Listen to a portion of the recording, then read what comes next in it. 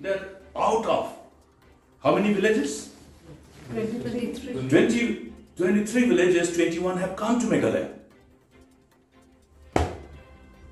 He doesn't even know the fact or what, or why does he lie to the people?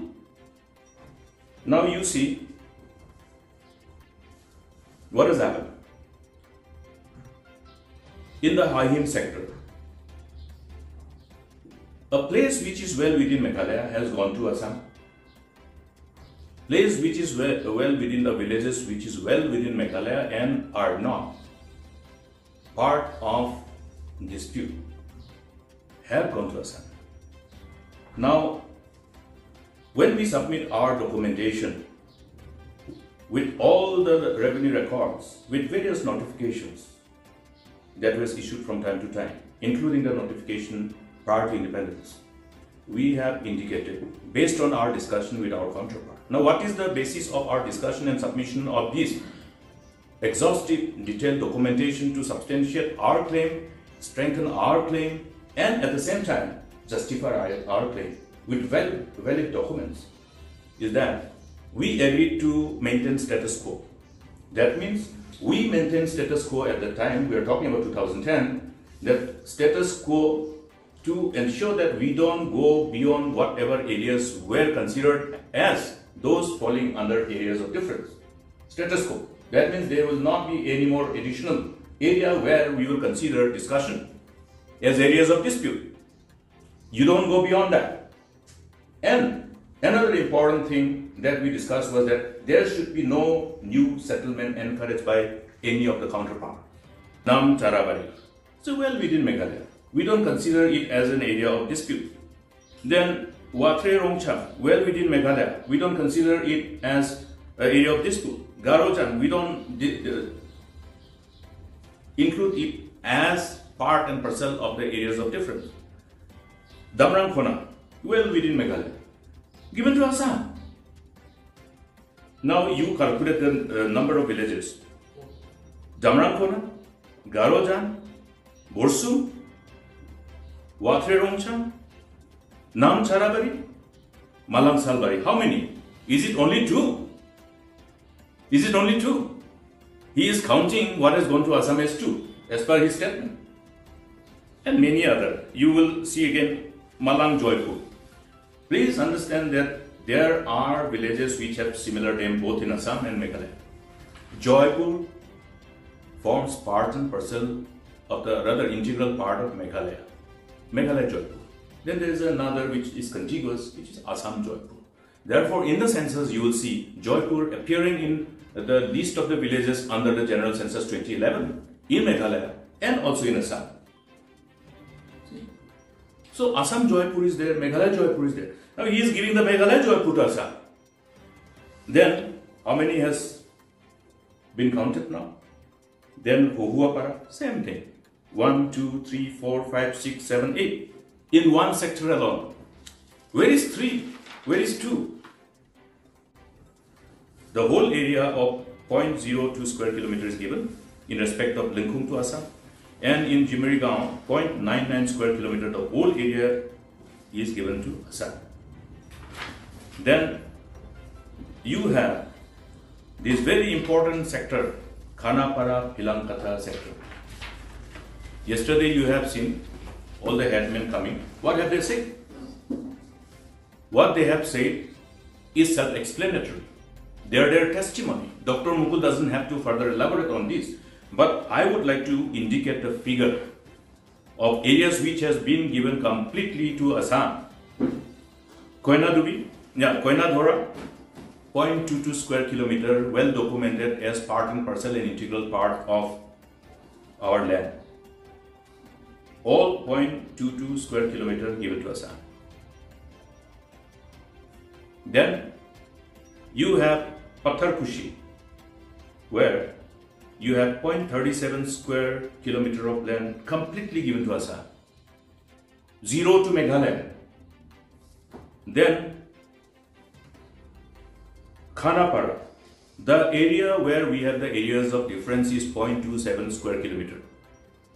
Out of this 0.27 square kilometer of area which is considered as areas of difference or areas under dispute and claimed by the state government of Meghalaya as part of documentation submitted in 2011, 0.27 square kilometer, the whole area is given to Assam. Khanapara, the frontage of our state, which makes our presence so predominantly felt as you enter Meghalaya. 0.51 square kilometer in as far as the total area in these 6 areas of difference is concerned. He has gone beyond it. He has gone beyond this 36 square kilometer. He has allowed this discussion to go beyond this 36 square kilometer. They have gone to those areas which were not included in these areas of difference. That's why the area has not been indicated. And which are located well within the state of Meghalaya. So no dispute. Even those areas, he has very happily agreed to give to Assam. You will see, for example, I will tell you. In Tharabari sector, Malang Salbari, well within Meghalaya, and it is part and parcel of the villages as per the General Census 2011. And this Salbari village does not find its place in the list of villages under the General Census in Assam, in the counterpart area, in the block Boko CNRD block area.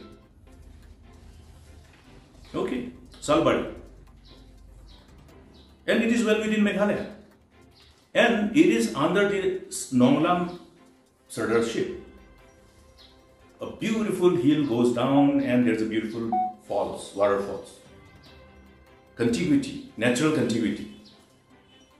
And well within the area of the Nonglam Sardarship. And this is a village which finds itself amongst the list of the census villages under Mausan Road CNRD block as per the 2011 General Census.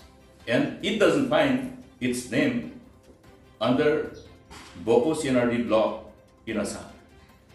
Now, they have signed. This area has proposed to be pushed to Assam. Say, for example, Salbari. Salbari is part and parcel of the village which is as per the General Census within Mausan Road block. And it doesn't find its place in the counterpart, Boko CNRD block. And these particular areas do not fall under the areas of difference. That's why you don't have to indicate.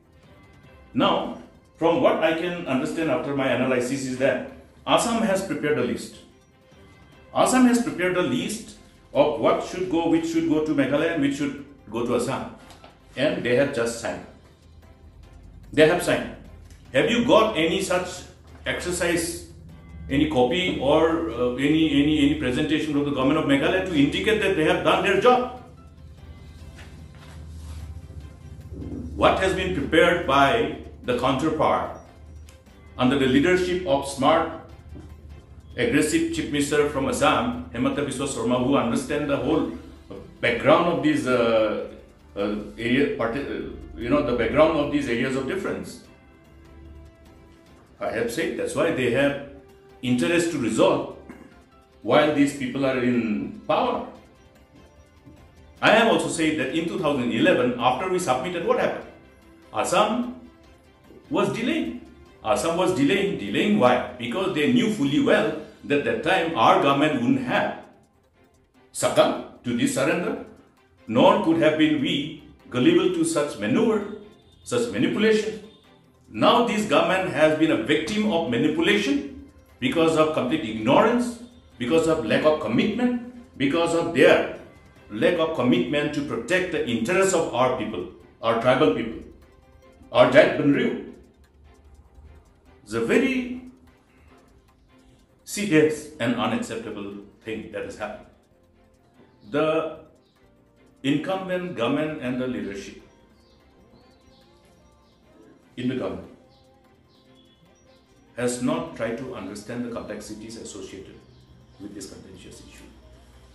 another part is, another interpretation which is possible is that there was already a predetermined decision taken at the level of the two chief ministers to allow some of our places to go to Assam. Now I want to again come to this another angle to substantiate my analysis of the understanding of the chief minister and people in the government in respect to this highly contentious issue. Now, what did the chief minister say yesterday? I read the news. The chief minister says that some of the villages which have been given to Assam were not part of the disputed land. You know? Why you go beyond the disputed land? You are to resolve problems pertaining to the disputed land. The areas of difference does not include those areas where you don't have dispute. That is the reason why I am saying that you have to understand the complexities associated with this and how you interpret. Areas which are not part and parcel of the areas falling under the areas of difference or dispute have been also listed and given to Assam. You have to go back to the census. There are villages which are included as per the census, general census. What are those villages which falls under Meghalaya based on this general census?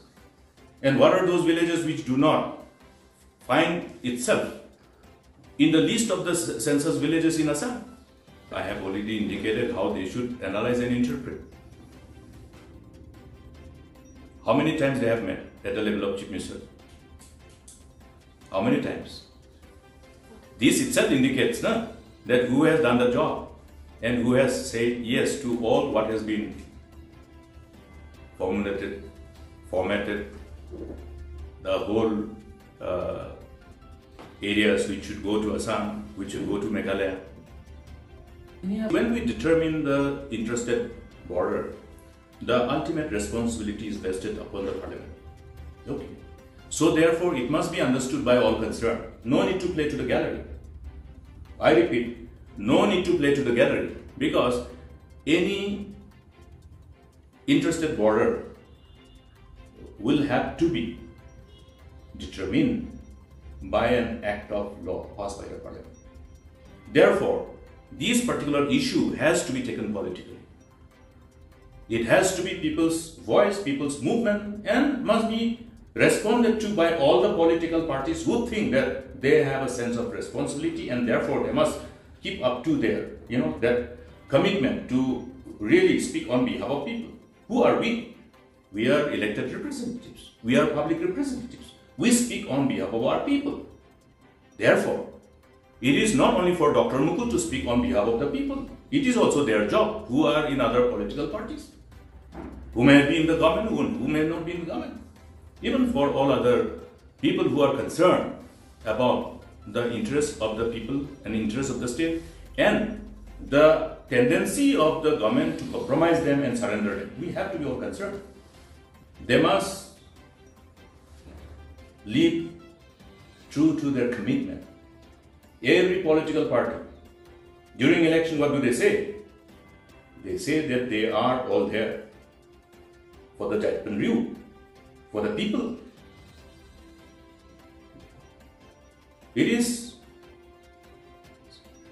something which we all promised during the election, that we will stand by the people, will not be found wanting, we will be seen as available at the time of difficulty. Now today, is it not a time of difficulty? Is it not a time when people are being subjected to go through that agonizing, mentally agonizing experiences? I spoke to few people. Their faces tells the story. We will keep on protesting to ensure that all the signatories in this MOU take cognizance of the sentiment of the people. What we are speaking, what we are sharing through media and also people who are affected, and the people who belong to the, I must say, people who have the collective ownership over the land, all the stakeholders. It is not only coming from Dr. Mukul Sangma. It is not only coming from my political party. You have seen what has happened yesterday in front of the Secretary. Is it not a fact that these headmen and all other leaders represent our people? And they are empowered by what? By our customary practice, customary law, based on the constitutional provision which has allowed these powers to be vested upon our people under the overall customary laws and practices.